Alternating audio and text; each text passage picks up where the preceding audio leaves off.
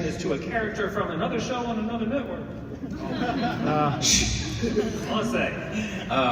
No, it was just, it's one of the world is so rich and so diverse and colourful and unpredictable that we never have too many people to come into that world. It's a whole city, and a whole city needs a big cast. Yes. All right, Ben, you wrote this week's episode. And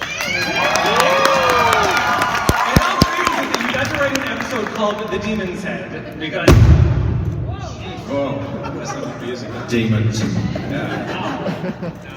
that very far away from me.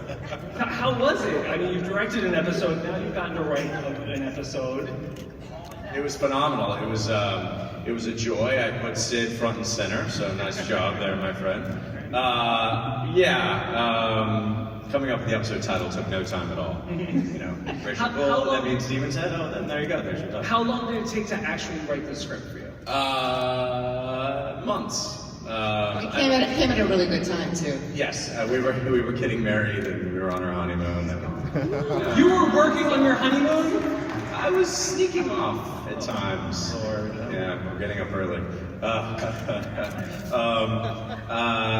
The process takes months. I mean, the actual writing of it sort of depends on what you mean by that. Like when you actually started, say, a draft, that's actually relatively short. But I was in the writer's room in May, I think, wasn't it, Danny? Or maybe it was April, a few weeks when we wrote the story.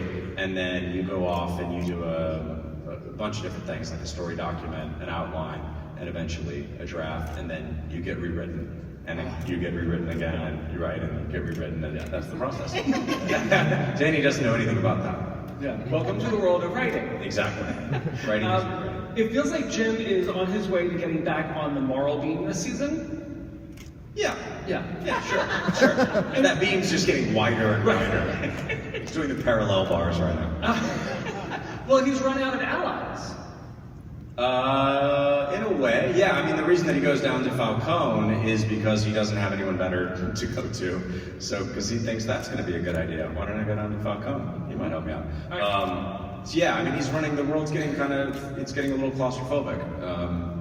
The walls are closing in a little, which makes him a little desperate. He goes down there and he comes back with someone else. There she is. There she is. Okay, Crystal Reed, welcome to the show. Come a long way from Beacon Hills. It's All right. We got our first case of Sophia last week. Should we believe that she actually has feelings for this guy, or is she maybe out to settle a debt? I think that there are feelings there, but I don't want to tell you what they are. Actually, that's a question that keeps evolving. I think, especially with the writers, I think we're trying to figure out what that relationship is actually going to look like. And it's never really addressed the fact that homeboy over here killed her brother. It's never really talked about, but I think that's certainly something that I've been using as an actor to kind of to work in there. And just looking at your character last week and all the female characters in the show, can we please have a Gotham City fashion show episode? These women show up. I mean, they serve. David, where's David? Over there. Well, young man. I'm over here. Hey! So I barely see you over there. The billionaire brat, huh? How much fun is that version of Bruce Wayne? Oh my god. Oh my god. It's so much fun. We have, what you saw last week is just a little tiny taste of what's gonna come. And we shot this scene in episode 7, more like a sequence. I've never had so much fun shooting anything on any other job ever. It was like one of the best 9 hours of my life. And he's a good dancer, by the way. A good dancer? I don't give too much away, but this guy can dance. He's also sitting next to a very good dancer. Does that come into play?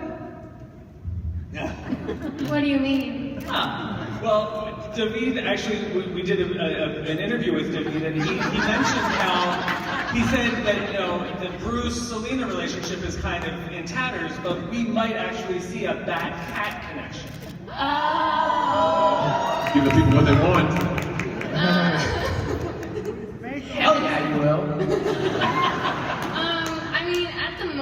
Selena's just focusing on herself, and I mean, I wish I could say that there's a Bat-Cat thing going on right now, but there was a little bit of that going on, and that obviously didn't work out, and Selena is just fed up, and she just wants to focus on making her life a little better and doesn't really care what Bruce has going on at the moment. So, I mean, if he keeps dancing with other girls, I don't think she minds. Okay, all right. Sean, hot Alfred.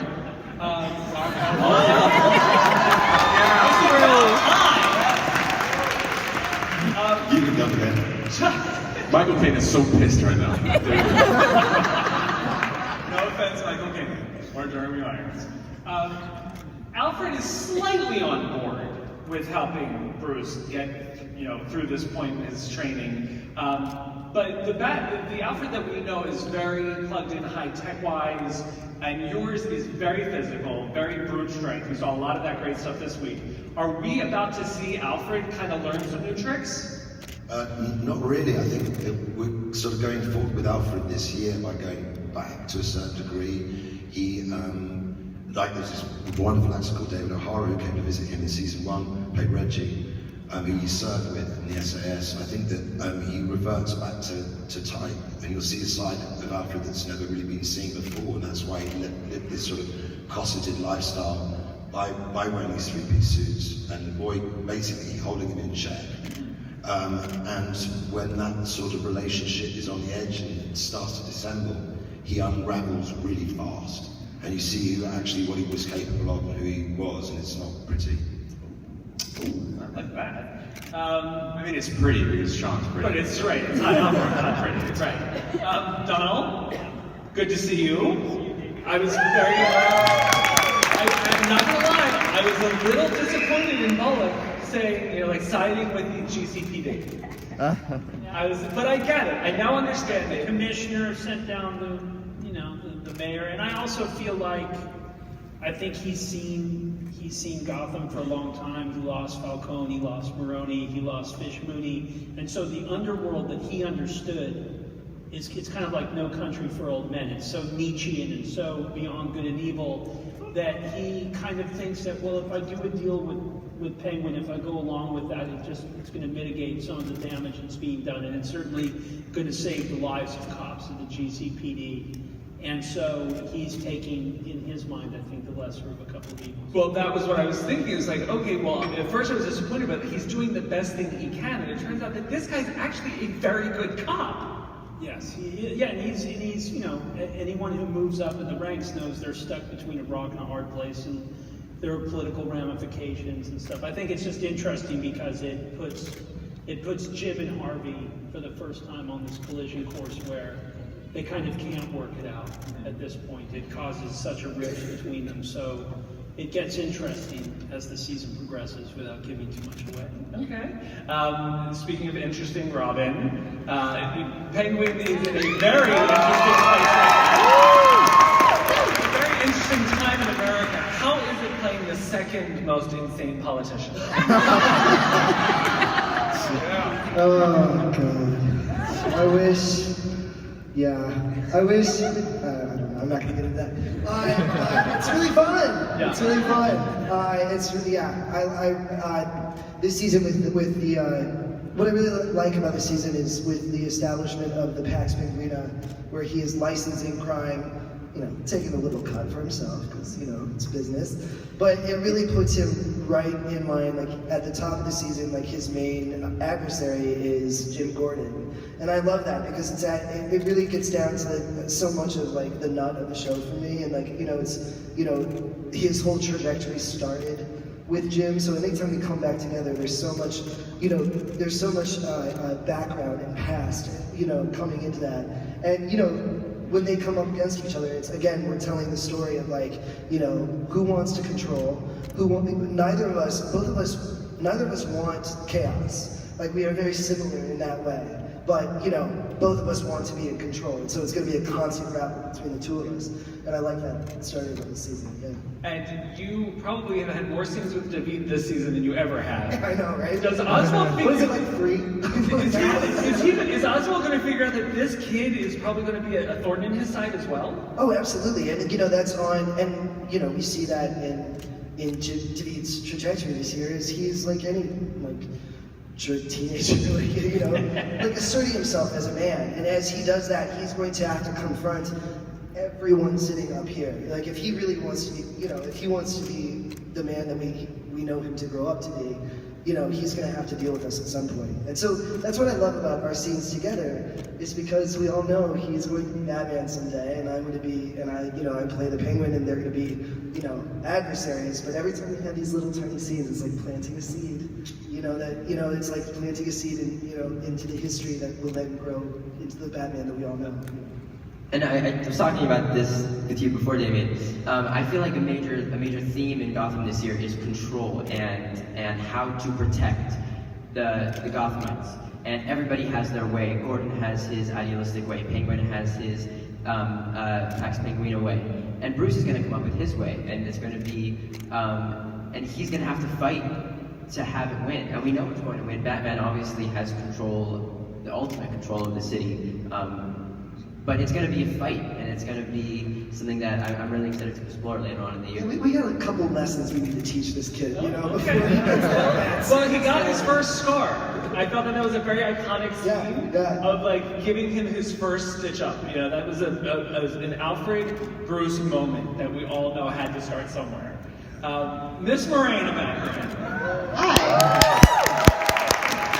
So there was deep concern at the end of the season that we were not going to see Lee again. Come on, I've taken trains before. And that's what I also love, is the main transportation out of Gotham is a train. Oh, you know what I really like though? I only got a bus. But you put me on a bus. There's no airport. Go on a train. Yeah, who's got the airplane? I know. But Danny and John Stevens have assured us that we will see Lee again, but she will be very different. What can you tell us, and when can we expect to see her?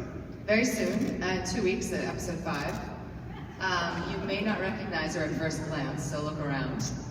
She's changed very much. What happened at the end of last season kind of stayed with her. She's not been the same since the virus, and she couldn't stay away from Gotham to assuage guilt, to, you know, just live out whatever she needed to get closure. But she didn't want to come back to the GCPD or to Gotham. She's coming back to an underground society called the Narrows. And she's there to try to help people as best she can. And these people are the suffering souls of Gotham, and who are now even worse off after the virus hit. And she's there to help. I don't want to give too much away because I don't want you to see her coming when she's coming. But she's in this fight club and helping people out. Oh, yeah, Ben has some experience with the Fight Club stuff.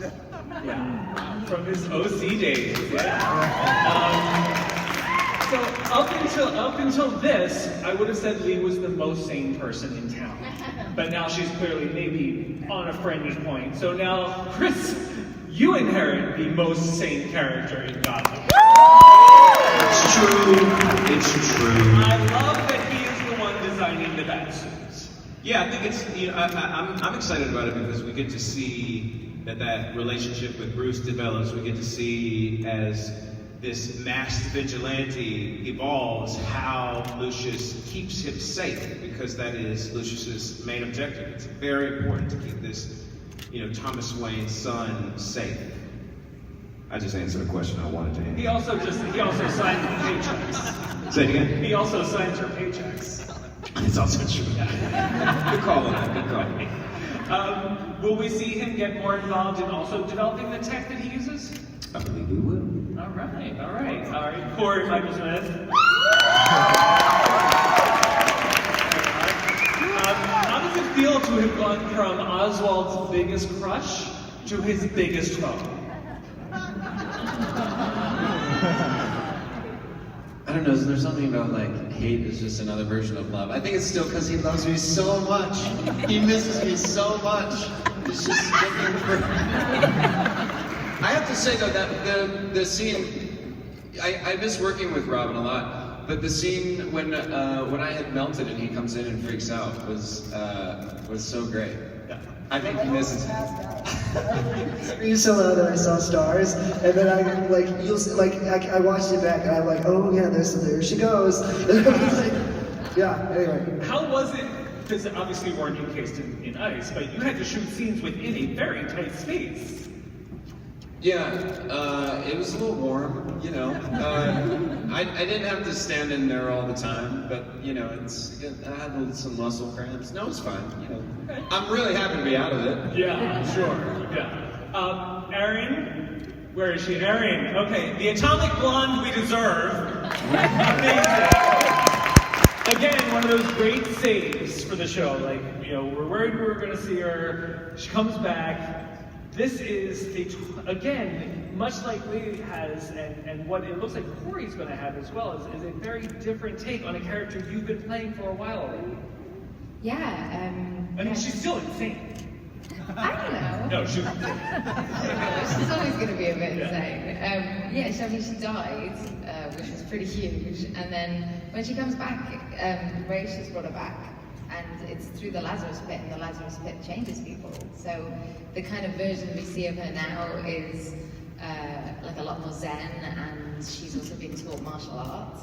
So she's got like a different kind of way of moving through the world. But you know, as we go along, you'll see that she's still got, you know, old Barbara kind of inside her in parts. But she's kind of approaching Gotham in a bit more of a businesswoman now, because she kind of learned the lesson that she can't just be crazy because her best friend will kill her.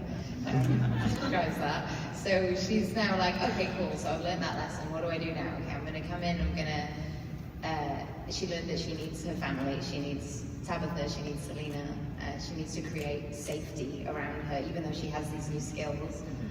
She can't do it alone, so she goes back, you know, asks for an apology, and then forms this team, this alliance that can get her again where she wants to go. Like, she's always looking to be top dog. And Jessica, I have to ask about that because Tabitha is such a badass and so great at being poor. Your reactions as poor Tabitha, like the rundown life, they're so great. Can she forgive and move on, especially considering that Barbara is holding another secret now? Yeah, I don't know if it's as much about forgiveness for her at this point as it is that she's smart enough to understand that she needs allies, and that Barbara and Tabitha are stronger together than they are apart. But I will be surprised if this doesn't come back up at some point in the season. Yeah. Yeah. And I'm looking forward to like the Selena has two moms storyline, where you guys start like using Selena against each other. Maybe. We were talking, it's quite a parental relationship. Yeah. It's right. We were talking about who's mom, who's dad in that relationship. It's a little weird because they have this parental relationship, but most of the time in most of the scenes, Selena is the one to calm the situation down, and she's the voice of reason. So it's this really cool dynamic that makes every scene that I do with them really fun. Okay, and now for Tabitha also, and this goes to Drew. We are waiting for Solomon to rise. What can you tell us about that? And what can you tell us about how the people that used to love him are going to react when they see the new version? Yes, Solomon Grundy is born on Thursday, 8 p.m. Central. That's the thing about Grundy is that it's Butch in there somewhere, but Grundy doesn't remember anything when he comes out. Hence his team up with Enigma, who Butch hates. And so it's fun to see these two kind of Laurel and Hardy this thing into the arrows to find Lee. As Cory said today, it's the dream team you didn't know you needed. But yeah, and then I think moving forward, people are going to be quite shocked to find Grundy or Butch looking like Grundy. Yeah, and she's shocked to find him alive when what starts with joy quickly turns into horror when she realizes. Kind of like my normal life. They were such a sweet couple. Were they? They were. They were terrible. She doesn't understand this. They were such a cute couple, right? They were sweet compared to what we're seeing between Alex and Erin for him, because you guys are going to be like the Sid and Nancy of Gotham. I don't know if we really will be, but yeah, we'll try. We'll give it our best shot. So, Alex, when Raish, when he starts to fill these people around him in as to exactly how long he's been around and what his actual plan is, are they going to sign on, or are they going to be like, oh no, you're obviously insane? Well, I don't think, hopefully most people realize I'm insane just too late. But I certainly do explain very carefully to Bruce exactly what my intentions are and start to exercise some of those plans. I think I'm keeping some of the motives to myself. But yes, Barbara is easily the most useful and persuasive ally I could find at the top of the show. And so it's really exciting, this relationship I have with her, and we really enjoy kicking each other's ass around the stage. All right, so we have some fun to have right here. I have asked the actors to give me an unknown factoid about themselves, and I'm going to quiz you guys on how well you know your castmates. So, this person's mother played Magenta in Rocky Horror Picture Show. What? I don't know. In a production of Rocky Horror Picture Show. Not in the Rocky Horror Picture Show, a production. My mom was a cheerleader. I say Sid. It's a really intelligent guess, but it is Morena. That's who I figured it was. You didn't know that. That's right. Smart. Right, this one was an altar boy for masses at St. Peter's in Rome. Wait, say that again? This cast member was an altar boy for masses in St. Peter's in Rome. Sean? Donal. Of course. You mean the Irish guy? Yeah, the Irish guy. Only Donal Logue would have a life. Or yeah, sure. Now, you give the craziest fact, probably Donal. Probably Donal. Yeah, probably an altar boy in Rome, sure. It's Forrest Gump. This person had 102 fever at their audition for Gotham.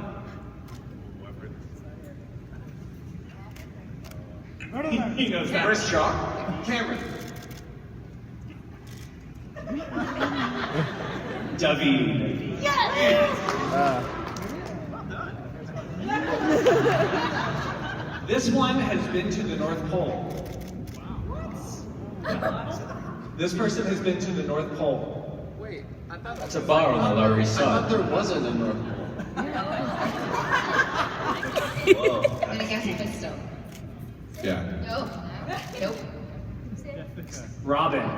Robin? I thought there wasn't a North Pole. Is there Well, yeah, it's like we were on a boat, but we got like within like 20 miles of the North Pole or something there. Yeah. So no Yeah, it was a Russian icebreaker. Was it cold? It really wasn't as cold as you wanted it to be. Yeah, right. All right, this is actually one of my favorite ones because this is a deep dive. My father used to play post-its with Christopher Robin. Play what? Post-its. Oh, Pooh Sticks. Pooh Sticks, right? Sean. It's got to be Sean. Sean, yeah. Yeah. Sean. Yeah. Yes! So your father actually knew the real Christopher Robin. The real Christopher. That is Pooh Sticks. You gotta explain what What is that? Pooh Sticks is basically you get a stick and you drop it off the bridge. And it's the first stick to come out the other side. On the other side of the bridge. It's in the Hufflepuff movie. Yeah. It has nothing My to dad do used tell you. my dad used to play Christopher Robin. It's a really big sport in England. That kills in England. All right. This person in the cast is legally blind and had to wear an eye patch as a child. I think that's Camren. Yeah. Camren. I only know that because I saw her glasses the other day. It was really traumatizing because I would have to go to sleepovers and wear a freaking eye patch. So all of the little girls that I was sleeping over with and having pillow fights with, I was having to wear an eye patch. And it was... Where are they now? I'm actually still friends with them. But Come on, live stream, girl! The cutest pirate ever. Alright. This person has an animal tattooed on their toe.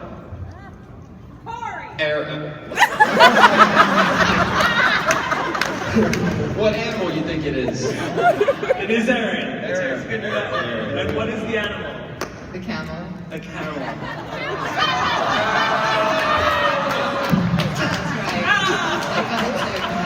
Was that a dare?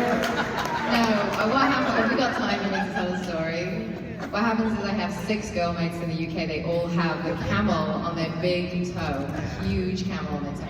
And I said to them, one of them was coming out to New York for Thanksgiving, and I said, drunk, on the phone to them, I was like, hey, if you all come, I'll get the camel tattooed on my too. And I hate tattoos, well, I mean, I don't hate tattoos, now I have 2, but I didn't, at the time, ever want a tattoo. And it was just like I was like, they're never gonna come. 2 days later, I get it on our email thread, everybody has booked to come to New York. Now you have a camel toe.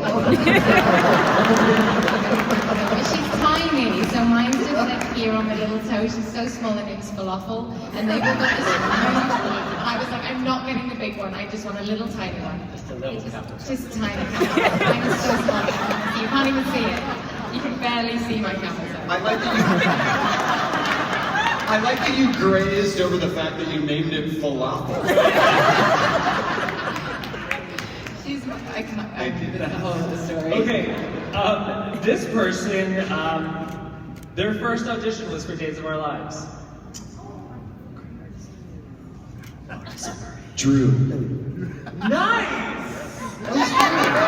Wow. Did you get it? I did not. I auditioned to play a camp counselor that could play the guitar, which I actually was at the time, and I did not get the part. I don't think I have the Days of Our Lives stuff, people. How in the world did you guess that? Okay. I don't know. Alright, this one is really disturbing. Alright. This person has not seen Titanic.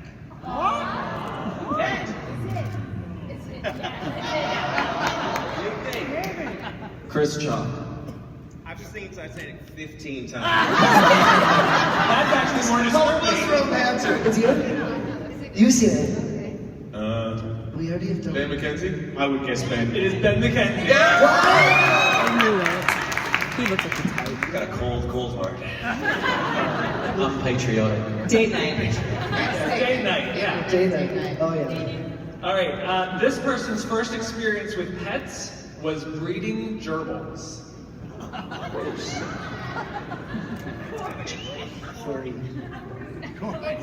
Chris.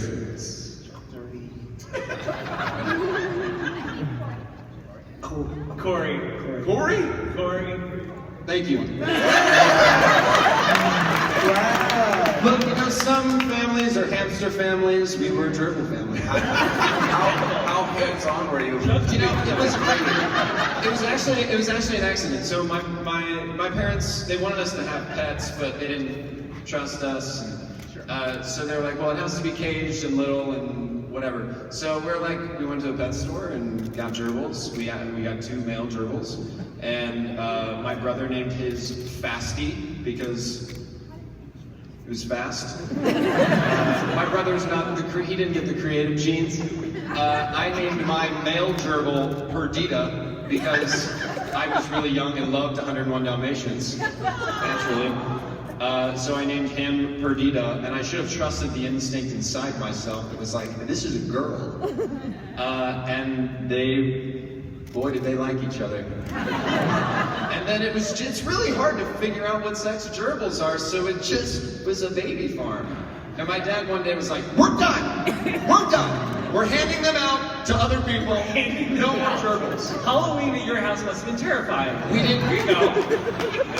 Halloween. Parents didn't let us have Halloween. Really cool family. Really great. Next person. Okay. This person pooped their pants during the standardized test in the 6th grade because the teacher would not let them go to the bathroom. Chris, it's Chris. I just want to point out how bad teachers can be. You know, because I said I need to go to the bathroom. She was like, no. And I was like, okay. We'll see if I'm going to the bathroom or not. It was successful. He told me that story before, that's how I knew. Oh no, I took the test. 98. Wasn't it number 2? You really nailed that shit, Chris. All right. This one wanted to be a race car driver as a kid. Danny Can? You. I'm not in this game? No, I'm not in this game. Miss Crystal Reed. Yeah, it's the Motor City thing. And also, what a great job. Yeah, right? Yeah. And this person's first role ever was playing Chief Stoat in a school production of Wind in the Willows when they were 9. Alex. Yeah, as you said. Yeah, British. Yeah, how did you go from Chief Stoat Wind in the Willows? Chief Stoat is one of the most is a great influence on British alcohol. Excellent. Well, we're going to go to some quick audience questions, so line on up. We'll try to get through as many as possible. The blind spot crew must feel like Okay, so the fact that I did a Batman panel earlier today for an animated film, and Two-Face here asked a question there, too. Jonah! Hi. Hey, I was just wondering, the show's been on for 5 years now. You guys have had some amazing moments for all your characters. What would you say has been the most defining moment for your character?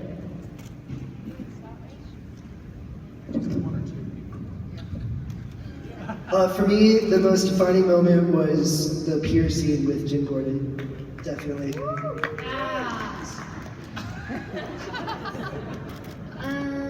I mean, I guess I'll go. I think the most defining. Oh, they're not laughing. Are they laughing? Oh, okay. The most defining moment I think for Selena was when she pushed Reggie out of the window, because it really showed what exactly she was willing to do to survive. Mine was loving someone so much, allowing them to kill you to bring them back. I survived though. But knowing that you can't really die because you're an iconic character is probably going to jump back, so you can laugh. Yeah, no, it does actually help. Yeah. And one more. Anyone else? Getting shot in the head. By the way, it's great to see you, Jonah. You've always been our #1 fan, and we love you. And you're growing up with us, and it's so awesome to see you here. Thank you. And say hi to your mom for us. Thank you. Go ahead. I am, wow, that's loud. I'm Rachel from Long Island. Hey, Rachel. I'm a big fan of the whole show, but I've been a fan of McKenzie since the OC. Episode 1, Season 1. I've been dying to meet you, and I'm so mad that there's no photo ops, because... I will absolutely take a photo. You totally just made my con. Also, congratulations on your new baby and your marriage and all that good stuff. Thank you very much. I would like to know from you, from the OC to Southland to 88 Minutes to Junebug to Gotham, how do you see yourself has changed as an actor? Thank you. Cory, if you just don't, Cory's really wants to learn from me. He's very... Well, who wouldn't? I mean... Did you bring your notepad? I'm less foolish than I was back then. I don't know, I think maybe, yeah, write that down. I don't know how to answer that question. That's a great question. Jesus, somebody help me out. You're on your own, pal. I do fewer shirtless scenes, right, Danny Cannon? I do fewer shirtless scenes than I do. Shirtless scene, that's a great one. No, write that in. Write that in. Nope. Yeah, no, I missed the OC. Yeah, write that in. I think, you know what I think was great about working for a long time is that you get a lot of different experiences. I have to say that this experience on this show is, you know, if it's not the top, it's near the top of all the creative experiences I've had, and not just creative, but also the family that's been created here is pretty amazing. And so the fact that we have 16 people up here, or whatever it is, but it's like, yeah, literally a family, is you know, a really satisfying thing. And Robin, I remember Robin asking me early on in the show, like, is this normal to like cast members like each other this much? And I was like, no. There's only one other show I've seen that on, and that's Supernatural. Yeah, I hear the same about that. I hate that they put you guys up against each other on Thursday night. You're both on at 8. Yeah. Well, you can record Supernatural and watch this live. Exactly. Great idea. Great idea. I got your back. Question. Thank you. Go ahead. Hi, my name is Alexandra.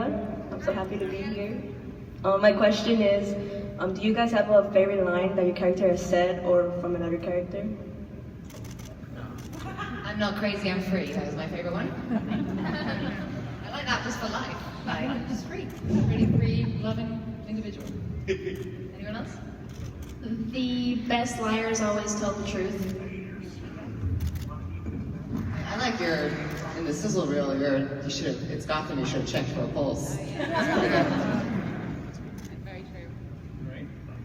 Hi guys. We can't do them all because we'll be here until San Diego Comic-Con. At least it's not the whole age line, right? Yeah. Hi guys, I'm Natalia from Queens. Huge fan. I've literally been here since when coddling the seat just to make sure that I get to ask you guys a question. Morena, my question is for you. We know that you'll be back. I heard at San Diego Comic-Con that you'll be darker. Will there be a chance for a team up with Tabitha and with Selena and with Ivy? And if so, it might be a Gotham City Sirens team. We do have some scenes together coming up that we just shot. Not necessarily a team up, but they do cross paths, and I finally get to deck Barbara.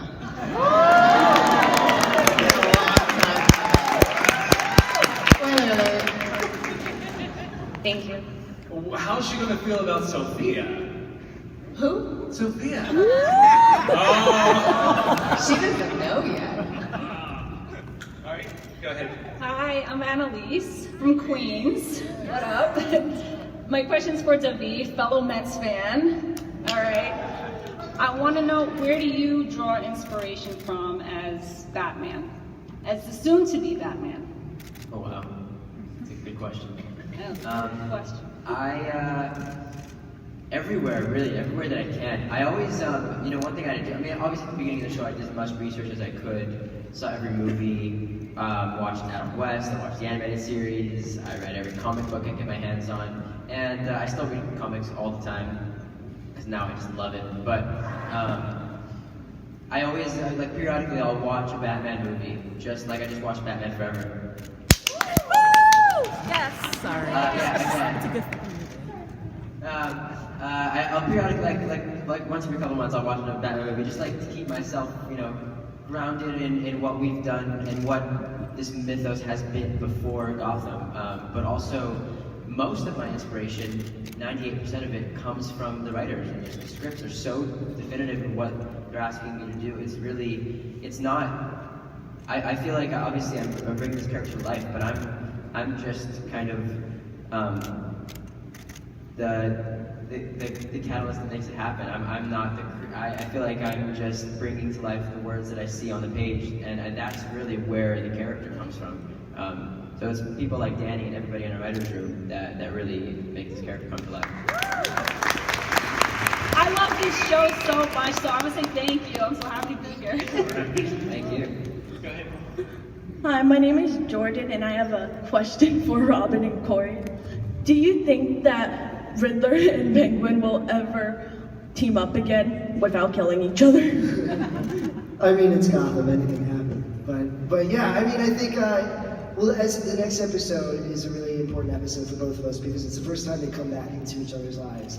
And I don't want to say anything except I will say that what results, like what happens is something that Oswald had absolutely no idea was going to happen. It's something that's never happened before, but there's a change there that even Oswald didn't see coming. So yeah, it's exciting. In terms of working together, we'll see. Yeah, I don't know. Corey, what do you think? I think that was a great answer. Okay, thanks. Your costume looks amazing on you, by the way. Yes. Yes. You're welcome. Great. Thank you so much. Go ahead. My name is Hussein. I'm from the Bronx.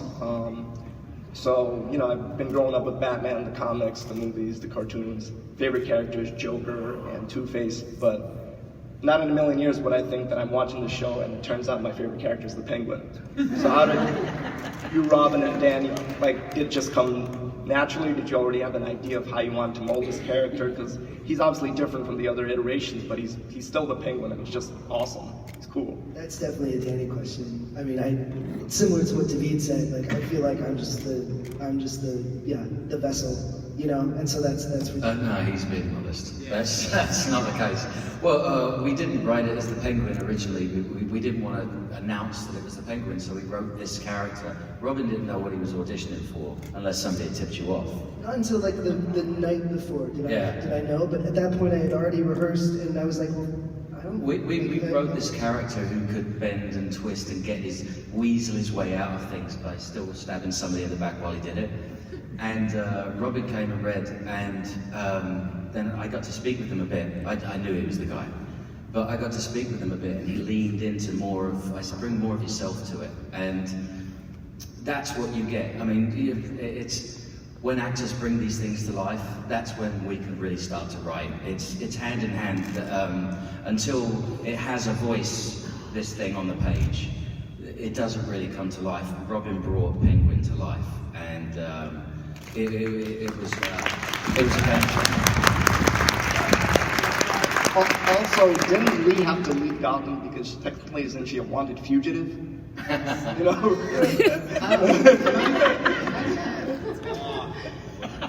I was with the guy who's the law. It's fine.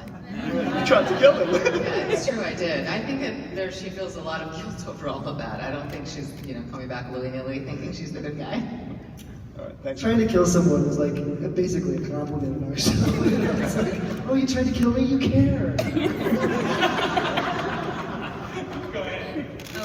I'm Ty. I'm from Brooklyn, so I know a lot of these actors from previous works, like Crystal from Teen Wolf, David on Touch. I used to watch that as a kid. Camren, I seen you on America's Best Dance Crew, and I never let that go. My question is, so what is it like from working on other shows and other things that, like, what's the difference between that and now playing characters on Gotham that are these iconic characters that people have grown up with, that have such a place in people's hearts? Like, how does it feel to know that you're playing this and people are gonna know you for being that person? I think there certainly feels like there's a huge responsibility, especially because people do know the story and people have expectations. But what felt the best for me was that there's a certain creative level and that's given to us, I think, from the directors and the writers and all the powers that be, and it feels really freeing. And although those voices are at the back of your head, it doesn't really feel like we have to stick to something that's already been done. And I think that's probably why people love the show so much, because we're not rewatching somebody else's character being done in a certain way. And so for me, that felt and continues to feel very, very freeing. So thanks.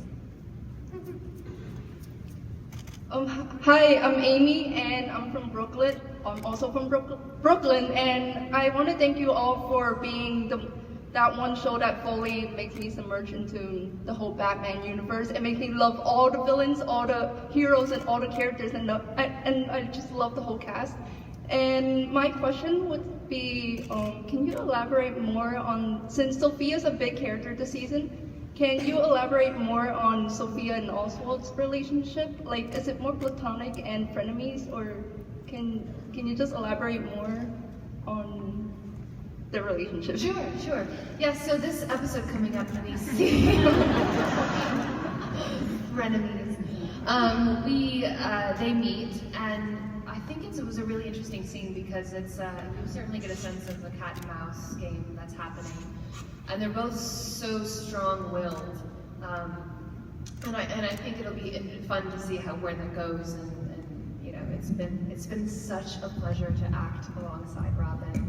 And it's such a great learning experience. We always find something new in the scenes, but I think for Sophia, I can only speak for myself, that she's trying to find a way to befriend him for certain reasons that I will get fired for telling you. And for Oswald, it's, well, you know, he learned everything from her father. I mean, that really is his idol in terms of how to operate as the king of Gotham. So when he hears that she's in town, obviously he needs to suss her out and figure out if she's on his side or if she's not, you know. And that dynamic continues for a long time. She's very hard to pin down for him, but I think because she's so hard to pin down for him, that's interesting. That's alluring to him, because normally he feels like he can read anybody, know exactly what their deal is, know how to get what he needs out of them, and then done with them. She's one of the first people that he can't do that. So it's a very interesting dynamic when we start off. Yeah. Oh, thank you. Yeah. Thank you. Thanks for watching. I want to kind of piggyback on that regarding Ivy. So I feel like at some point Ivy is no longer going to take your abuse. Jessica and Erin, do you think that Tabitha and Babs would see her as like a potential recruit? Thanks, Erin. I actually don't know the answer to that question. I think Danny has to answer that question. The great thing about this show is that people are constantly changing. People are constantly changing. They don't stand still for long. You don't survive in Gotham if you stand still. Ivy's going through a really dark change, and there's an episode coming up. It's not until episode 12 when a whole new Ivy will emerge. Nice. And I don't know if she could be friendly with anybody. Ooh. So we'll see. All right. Okay. All right. We're on this side, so go over there. Oh, hi. I'm Skylar. I'm from Queens. I have two stupid questions about minor details in the show. The first is, how are villains allowed to just waltz into the GCPD station? And the second is, where does the Penguin get his crime statistics from? Wow. I'm going to give you time to think about that while I just punch here.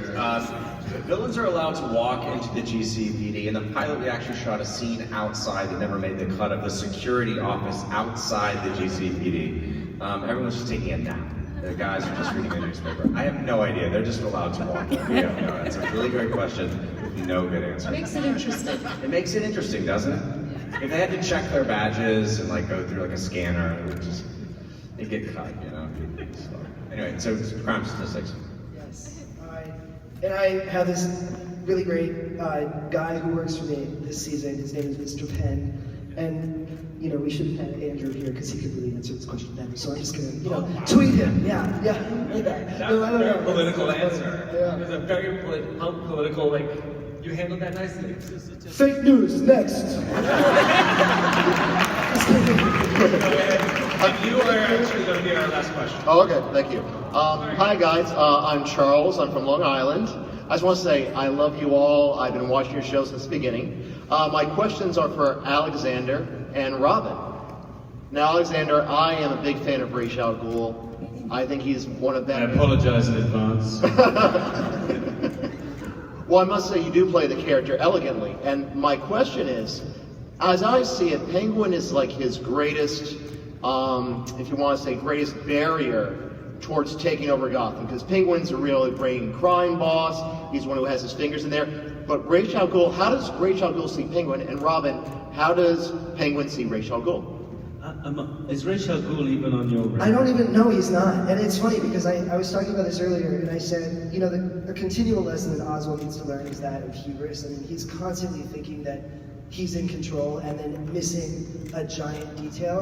And we saw that, have we seen the knife? Yeah. So when Barbara comes asking for this knife, Oswald is so obtuse, he has no idea that it's the key to like a supernatural being of 1,000 years. You know what I mean? Like he's just about getting one over on Barbara. You know what I mean? Like you know, this is a consistent flaw of his, is like underestimating his enemies. I mean, I'm sure when the day comes, there will be a reckoning, and he'll have to deal with that. So the devil you know is better than the devil you don't know. Yeah, I think that's probably true. Yeah. Cool. Great. All right, well, listen, you guys are amazing. Thank you guys.